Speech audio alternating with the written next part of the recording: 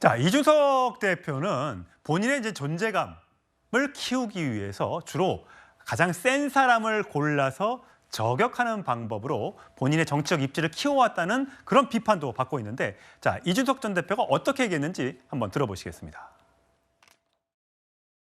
윤핵관을 보면 어쩌면 이런 모습이 선거 기간 내내 반복될 것이라는 비통한 생각이 들었습니다. 지금은 그냥 거기도 윤핵관이랑 다를 바가 없는 상황으로 가고 있습니다. 내가 아니면 대표를 누가 하냐라는 거는 굉장히 실망스럽습니다. 실언이었다 생각하고는 그런 말이 안 나오기 기대하고요.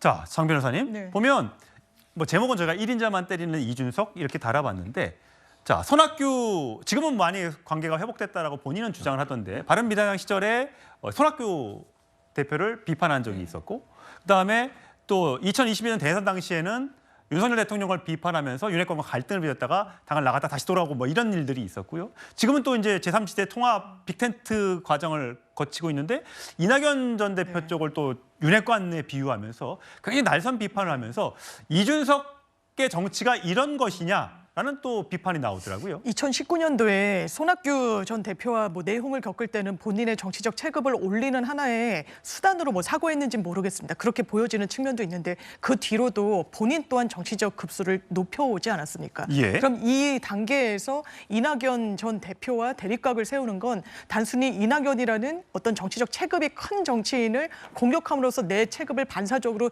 더 높이겠다라는 데 머물고 있는 것 같지는 않습니다. 지금 이낙연 신당이 본인의 어떤 정치적인 지향점과 상당히 거리가 있고 결이 다르다고 판단을 내린 것으로 보여지는 측면이 상당히 있기 때문에요. 사실상 윤핵관이라는 말은 본인 입장에서는 멸칭으로 쓴 것이기 때문에 이건 인적 결합체의 어떤 그런 단계로 나아가는 과정 중에 있어서 건널 수 없는 강을 건넜다라는 판단이 들고요. 이 두 진영이 어떤 공약적으로도 어떤 정서적으로도 정치적 이상적으로도 이 한꺼번에 모이기가 상당히 어려워졌구나. 그리고 이준석 대표가 이런 판단을 더 강화하고 있는 측면인 것으로 보여집니다. 예, 이준석 신당과의 빅텐트 가능성이 점쳐졌던, 그리고 내일 창당을 준비하고 있었던 개혁, 이른바 가칭 개혁 미래당이 이 창당 작업이 원활하게 이루어지고 있지 않은 모양입니다. 자, 이낙연 전 대표의 측근이죠, 이석현 부의장이 이렇게 얘기했습니다. 내일 창당대회는 우리 측만으로 새로운 미래라는 명칭으로 창당하기로 했습니다. 미래대연합이 몇 시간 전에 스스로 해산한다고 전달했습니다. 우리는 그동안 통합 노력해왔습니다. 이게 원래 처음에 4시 13분에 이렇게 썼다가요, 지우고 다시 썼는데 뭐라고 썼냐? 잠시 전 올렸다가 바로 내린 제 트윗 글 설명드립니다. 그런 설명을 들었으나 미래대연합 측은 내부 토의가 더 필요하다고 한다 하므로 그쪽의 입장 정리를 기다려보겠습니다. 자, 김영준 의원님, 네. 이게 지금 내일 창당대회인데 지금 뭐가 안 돌아가고 있는 그거 보여주는 그림 것 같습니다. 이거 어떻게 돼가고 있는 겁니까? 아무래도 이제 그야말로 원칙과 상식이라고 하는 쪽은 국회의원이 3명이 있는 자리고, 이낙연 전 총리가 있는 쪽은 이낙연 총리라고 하는 굵직한 인물이 있지만 너무 당직자라든지 어떤 책사라고 하는 주변 사람들이 많아서 이런 미스매칭이 있는 겁니다. 가고자 하는 길이 다르다. 당명부터 당직 배분부터 여러 가지 어떤 이준석 대표하고의 말하자면 그 접점을 이루는 과정에 대해서 이견이 있을 수 있다라고 보여지고, 그럼에도 불구하고 아직까지 완전히 물 건너갔다 말하기는 좀 어려운 부분은 있어 보입니다. 어렵게. 이낙연 대표는 계속적으로 가능한 사람들끼리 모아가서 세를 불리자는 입장인 것이고, 아마 원칙과 상식적으로는 좀 원칙적으로의 어떤 하나씩 가는 말하자면 전략상의 차이가 있을 수 있다고 보여지고요.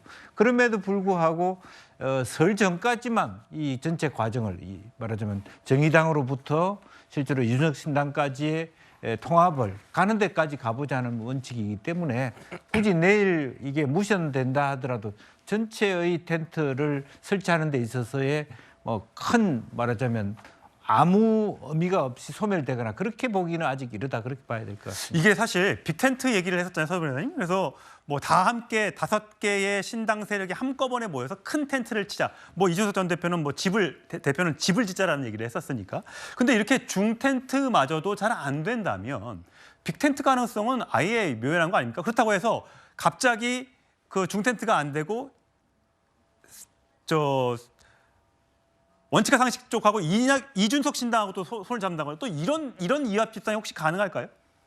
제가 이제 그 실제 텐트를 저는 양양자 의원하고요. 그다음에 이준석 대표가 2개 칠 때 저는 빅 텐트를 물 건너 갔다 봤거든요. 제가 이제 진짜 텐트를 한번 가정해 보자고요.